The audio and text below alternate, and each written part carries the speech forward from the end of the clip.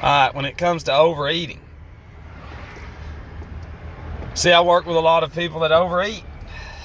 And then this is what I get hit with a lot from public, from people that are lost. It's because when I tell them, when I'm like, listen, if you're overweight, you cannot think straight. I've had an actual preacher tell me this. You crazy. And it's like, okay, since we're going to pull religion into this, I'm going to be Jesus. If I'm going to create you, am I going to create you to be 70 pounds overweight? And it's like, he's like, no. And okay, there's your answer. Well, times have changed. And it's like, so Jesus has changed? No. Let me get religion out of it, because some of you don't care about it. And it's a good thing, because that shit will get you more drunk than anything. But when it comes to overeating, see, when you're overweight, I've been overweight. Remember, I was about 260 in the first year of all this, and I lost 70 pounds in that first year.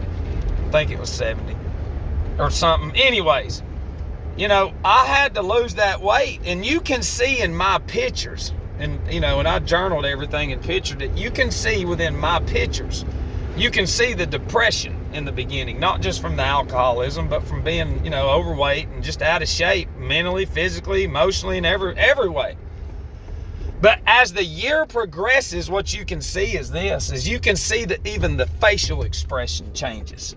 The confidence in the face, in the expression. You can see it, and it's like, is it hard for individuals to look at that and to say, because see, if we're overeating, it's just like drinking. Instead of me worrying about where my next drink's going to be, then I'm worrying about my next coffee, like I've done before, that's loaded with shit. Or my next donut, or my next potato chips, or what are they going to have at this event that I'm going to. My mind's always going to be thinking about, the next consumption of something that's going to fill my endorphins up, just like the drugs and alcohol. Because with the drugs and alcohol, what do we always do? We're always thinking about it. We're always obsessing about it. So we're obsessing about the food, just like alcoholics obsess about the next drink. Why can we not stop that? But see, we're in a society now to where the norm is obesity, and it is. And the norm is this: well, they make medicine for your obesity, so you can keep eating what you want to, and your blood pressure will be the same. And it's like, that's not the answer. Okay, that's not the answer. And this is what I tell people I work with: if taking pills to try to quit drinking is not the answer, because eventually you got to quit those pills too.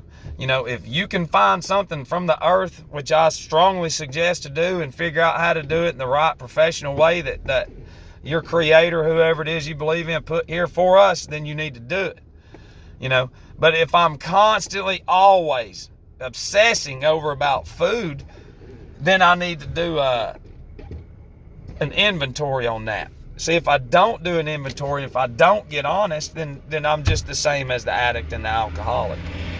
Because listen, the food creates the same diabetes, the same heart disease, the same hypertension, the same this. Everything's the same. Alcohol has sugar in it. Well, all these foods have the same sugar in it, and they do.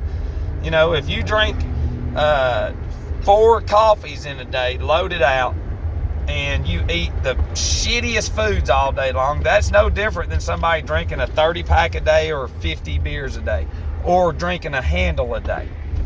And remember, all those signals going in from those foods that are not natural are going to the brain just like alcohol and the pills do.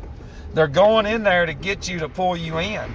And then what they do on top of that, you watch all these TV shows and they've got all these damn people on there saying, yeah, it's big bone, it's good. And it's like, no, it's not. Being overweight's not good, because it creates ailments that you have to depend on man. And we don't want man to keep us alive. Man kept us alive during our addiction, during our food addiction. I called alcohol my medicine. I got to have my medicine. And it's the truth. It kept me alive. It's like some of the foods are only keeping people alive. And it is. And we have slowly just gotten way out of whack.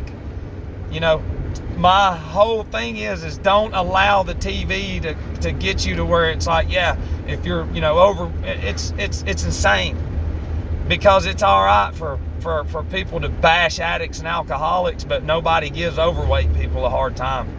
And people, they hate me for it. And it's like, listen, I don't fucking care what that TV says. I don't care that it's saying that y'all are just perfect and y'all are fine. It's telling you that to kill you faster. It's just like the alcohol. It's put out there to kill us, and it is. You know why the leaders of our countries and others of our country and other countries don't drink the shit? It's because, hell, if it ain't their family, it's somebody's family that they know created it. They know what's in it, so they ain't gonna fucking drink it. And those of us that got hit hard with some food addiction or pills or alcohol, and we've identified it, dude, we're lucky. We're lucky because we see things in a different way if you allow it. This whole life ain't about just, I'm gonna quit eating like shit, and I'm gonna quit drugs and alcohol, and I'm gonna keep doing the same thing. Because if you wipe that out, more than likely your whole attitude and structure within a day is going to change, and you'll be doing all kinds of different stuff. It's amazing how much you can fill up your day once you stay busy. Once you start learning how to read, don't read no longer than 30 minutes, some heavy stuff. Get your, 15, 10, 5, however long it's been since you've read, get your mind. Listen, the same way the body has to exercise to stay in shape, the mind has to as well. And if you're not reading anything, you're going to have 20,000 times harder of a time trying to get on a good diet, trying to quit drugs and alcohol. Because if you're not educating yourself on why you got to where you're at, then, it's more than likely going to get 2 months, 3 months, or a couple weeks, and then you'll relapse. That's why it's hardcore. You got to stay in it, and that's it. And then your whole life will change, and it will. It's the bad thing is staying in that misery. It's staying in that funk every day. Stinking thinking, it gets us nowhere. And, I hope it finds you. Something does, and it will. You just got to stay in it. Remember, all your little bitty failures will lead to success if you allow it. We're supposed to fail. Don't quit looking at people that you think are succeeding, because if they could get honest, like a lot of them do with me behind the scenes, they'll tell you all the money they have has fucking destroyed everything. They wish they could be me. They'd give me, $100,000 to have what I have. And it's like, but if you give me $100,000 and relapse, you gonna give me another $100,000? No, I can't do that to you. That's why I'm not a pimp. I love you.